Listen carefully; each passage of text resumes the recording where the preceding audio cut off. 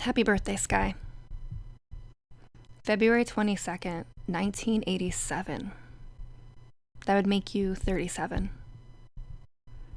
37. It's crazy to think that the last time we saw you, you were just 21. That's 16 years. 16 years of not knowing. A lot can happen in 16 years. And a lot has happened in 16 years. So much can change, and so much has changed. I think back to when we were kids. I was pumped to have a little sister.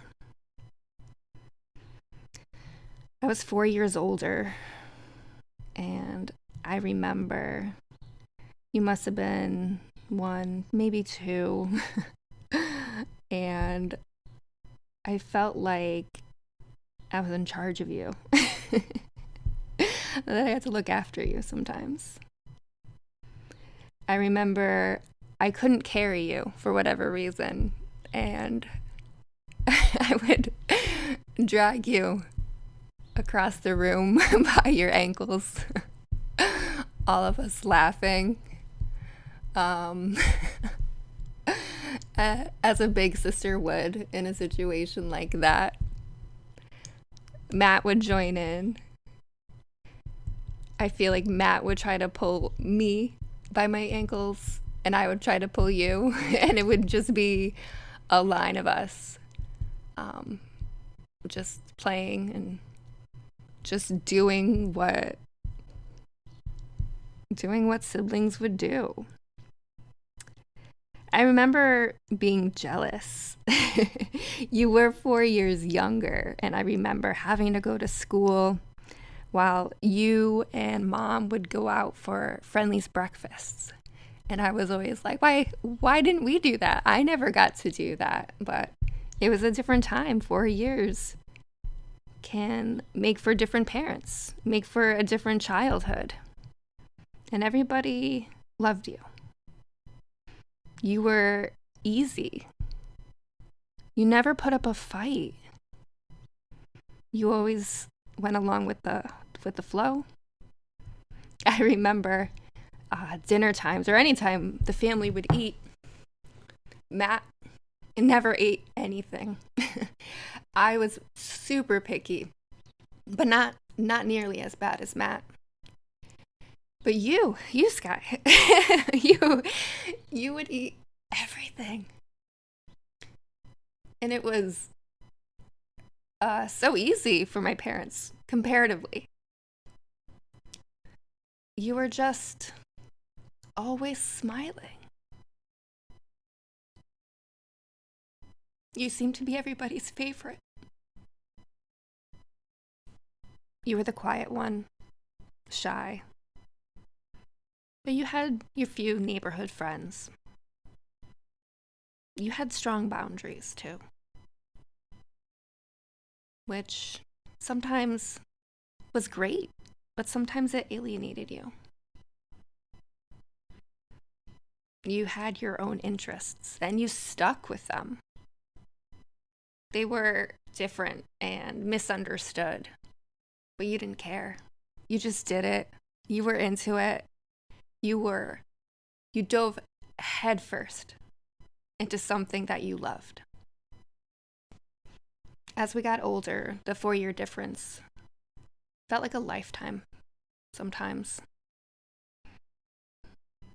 I was just getting out of elementary school while you were entering. I was just graduating high school as you were just about to become a 9th grader.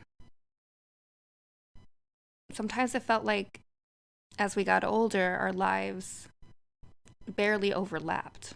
We lived in the same house. We ran into each other in the kitchen. We,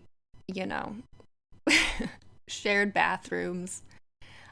But there was a distance that grew between us in our teens and in our young adult years.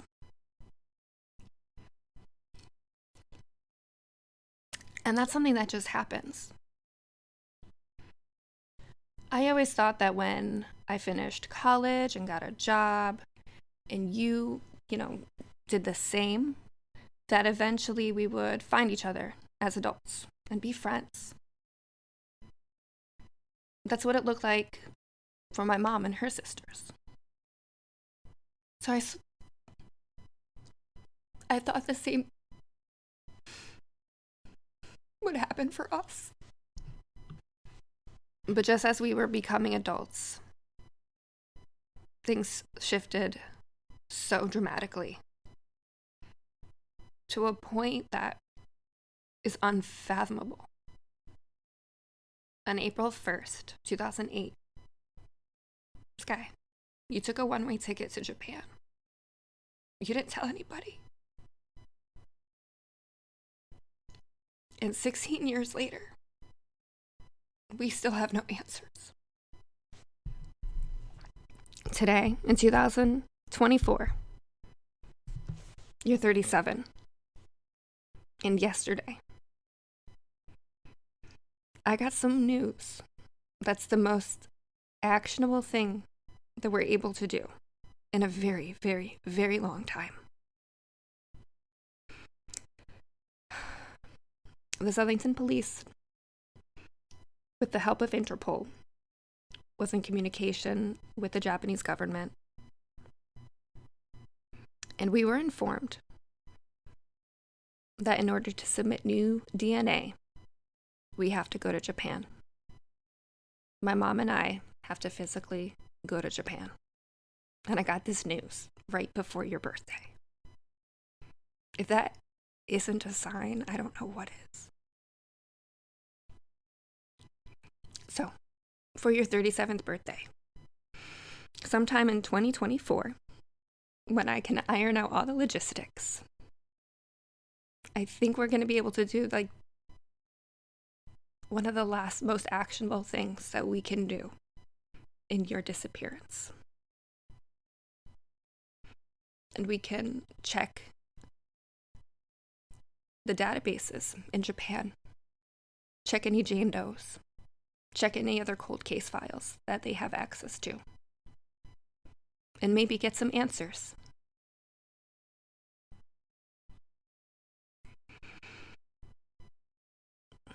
It's the weirdest birthday gift ever. I don't think anybody ever wished for that.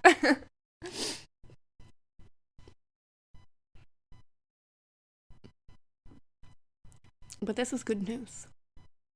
This is really good news.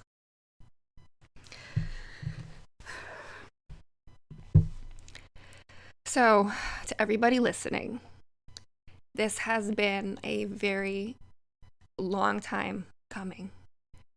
Since I started talking about Sky's case more publicly and on social media, over the past almost 2 years, I've been trying to lay the groundwork for something like this to happen. The realities of a cold case are that very rarely anything ever happens. And this is amazing. And I couldn't have done it without everybody's support. Throughout this journey, I have been my most vulnerable. As you can tell, I don't edit. I think there is so much said when nothing is said. So I keep those parts in.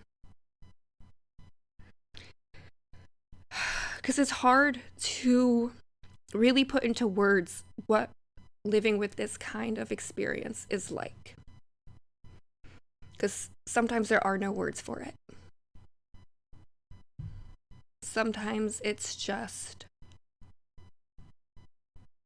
the silence of the pain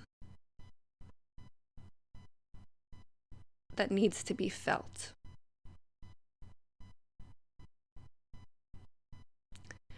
And I appreciate everybody who has been able to stomach this along with me. It's been a very humbling experience. And it was very, very lonely and dark for a really, really long time.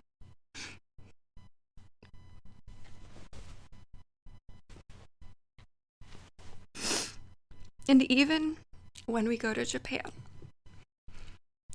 I am keeping my expectations low.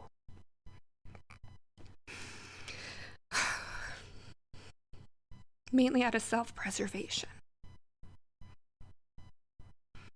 But the act of still going is the definition of hope.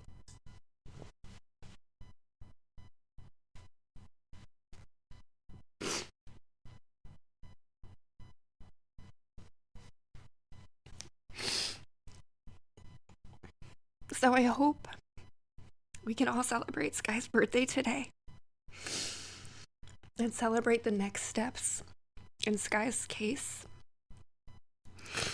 And we can all hope together that we get some kind of answer. Whether good or bad, any answer is good. Any answer.